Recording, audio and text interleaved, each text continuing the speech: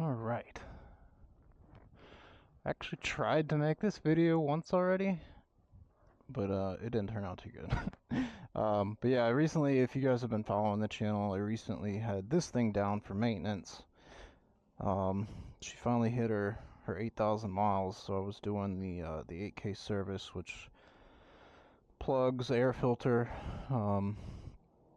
and then I had been neglecting the throttle body sync. I actually hadn't done it since I bought the bike, so that was well overdue.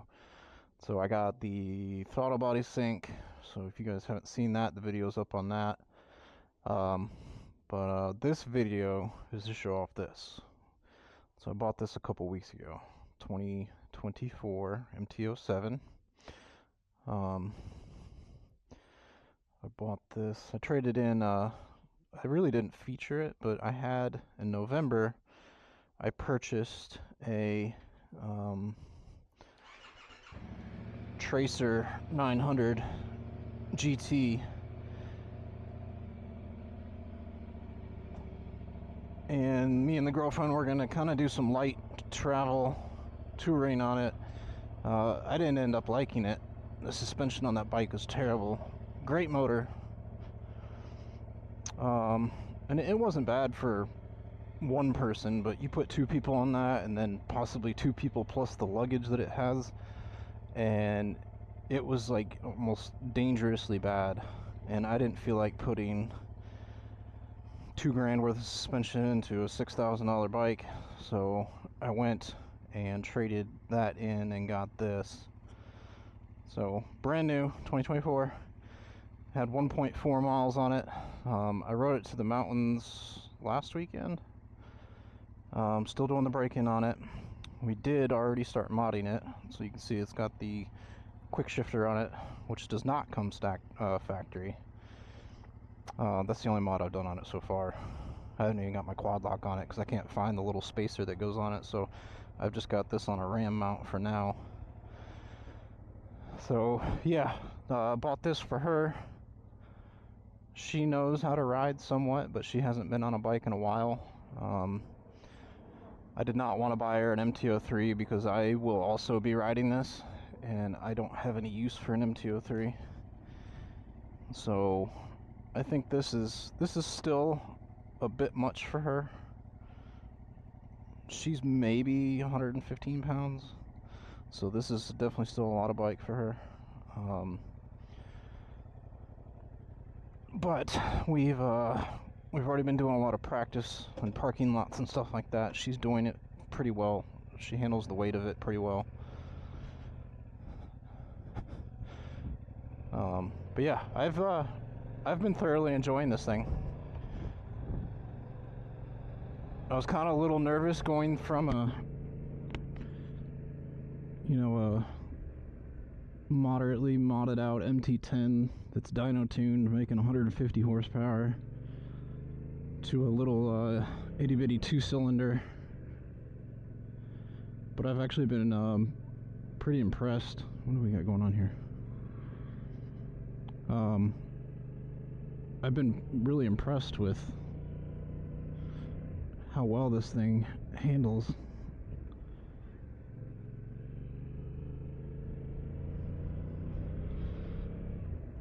It's surprisingly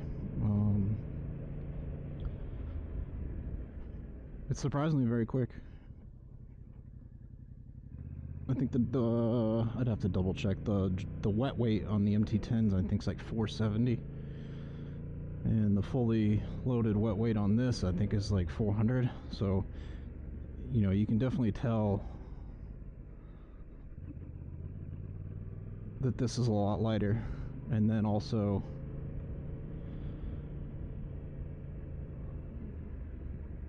surprisingly also,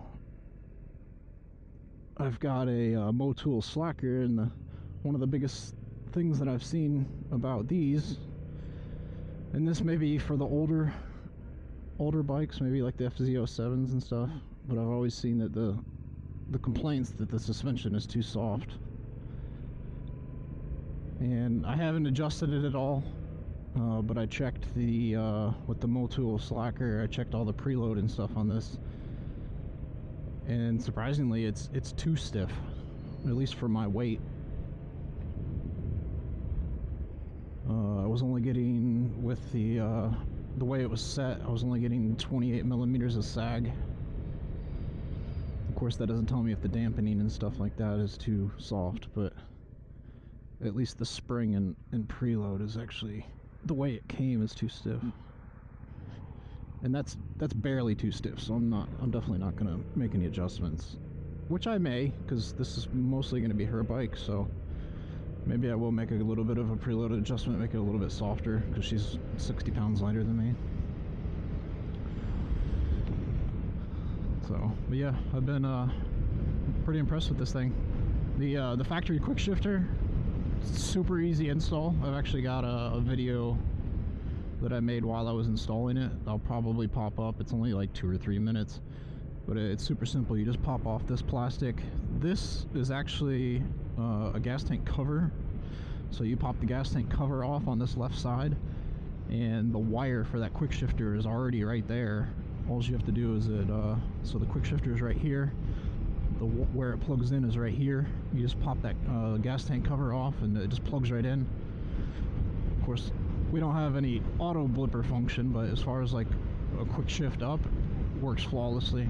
I was actually surprised how smooth it was, because like the older, and it feels like the Generation 1 quick shifter or up shifter, whatever you call it,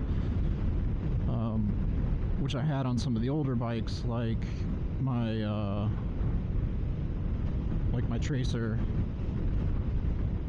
and it was always really kind of snatchy. Like you would have to almost you'd have to click up pretty hard, and then when it did go in gear, a lot of times like it would jerk.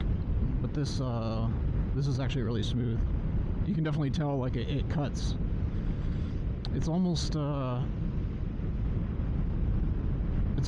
maybe slightly too long of a delay, but it's definitely smooth. It feels good.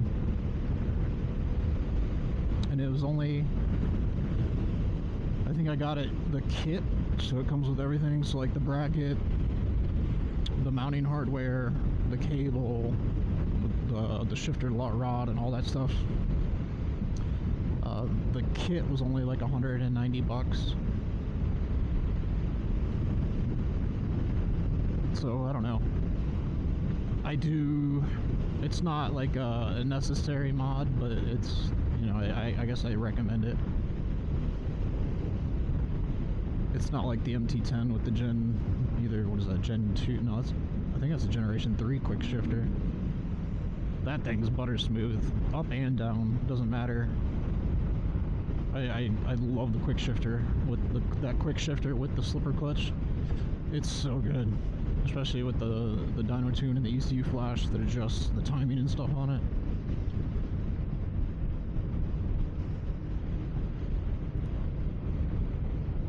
But yeah, this would be perfect for her to learn on, and then this will be fun, perfect for me to have some fun on. I did take it to the mountains. I do have some video footage of that too. I haven't posted it because I put my phone here, and I had my Insta360, one of the brackets broke for it. So the camera, instead of it being pointed up, it was pointed down, so the lens was like right near my collarbone, so the camera angle was a lot lower than it normally is. And I had my phone mounted vertically here, and the phone was blocking, like, I don't know, maybe like a quarter of the frame. So the footage didn't turn out that great. But I guess if anybody wants it, I guess I could post it. This thing, up in the twisties, handled very, very well. That type of setting, I don't really like the Road 5s. You know, as good as the Road 5s are, especially in like cold and wet, for any type of like fast-paced riding, I don't like them. They don't have sidewall flex, so you don't get a lot of feedback from the tire.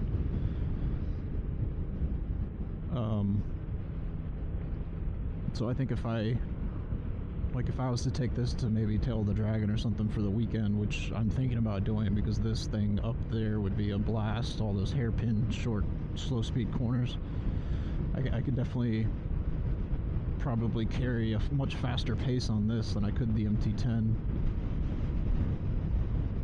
But if I was to take this up there, I would probably maybe throw like some Hypersport, maybe like the new S23s on this. Something with a little bit more grip. Not to mention, you know, sometimes we go up there and depending on which month it is, say it's like August, you know, it's you know, upwards of 90 to 100 degrees. I would be concerned that these Road 5s would overheat. Oh no.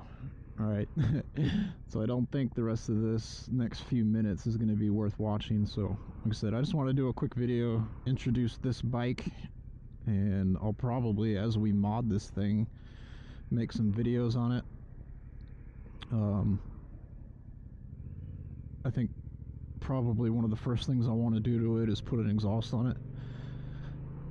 Out of all the stock exhausts on any bike that I've ever owned, I think this is the one that I like the least. It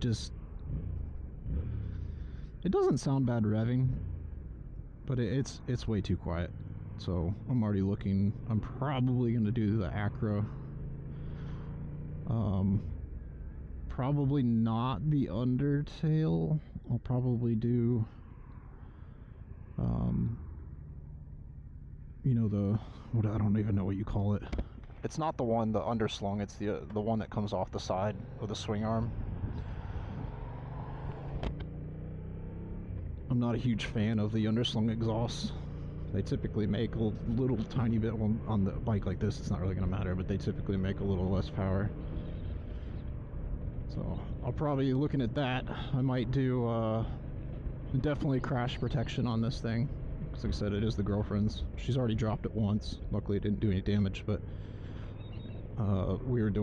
she was practicing in the parking lot, just her stop and goes, and she slowed down and then accidentally let the clutch out, and so she dropped it doing a slow speed stop.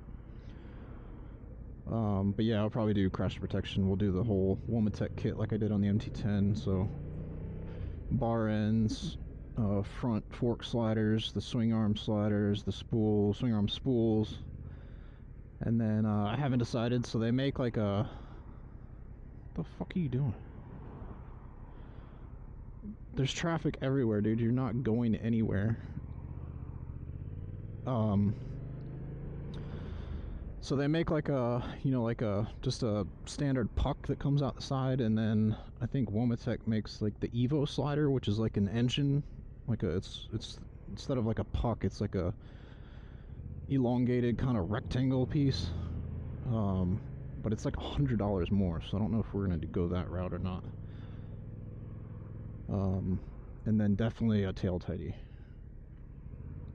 I like the lines on this thing, especially like back here where it's got the little slits behind the seat.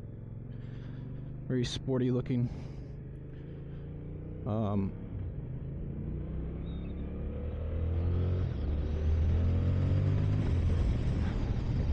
Yeah, very impressed with the power on this thing.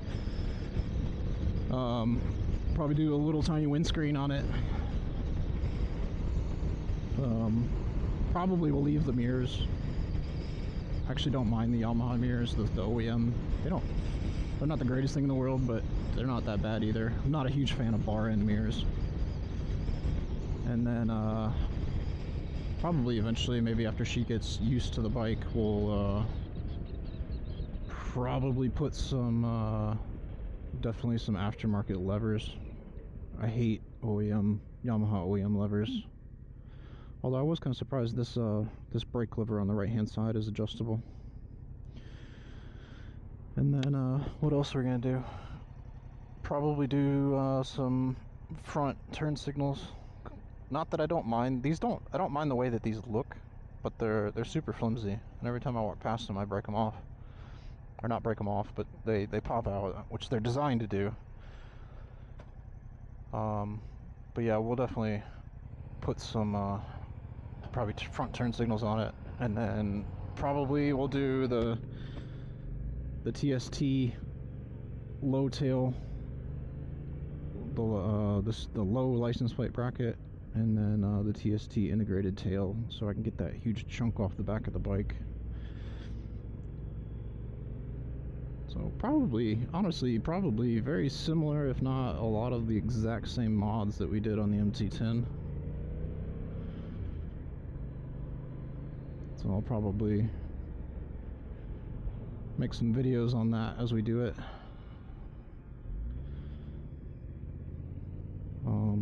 And then I'll keep up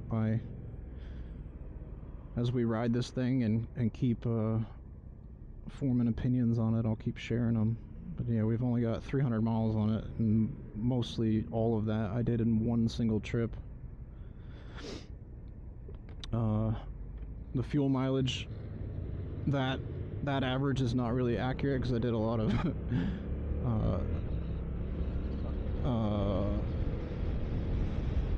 let's just say hooligan riding. I think for the most part it's been getting around 50, 48, 50 miles a gallon. So, but yeah. Like I said, just wanted to introduce the bike and hope you guys enjoy. If you got any questions or anything about it, what are you doing?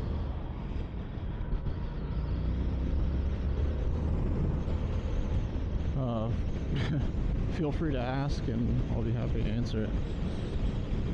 But yeah, appreciate you guys, and I'll catch you guys later.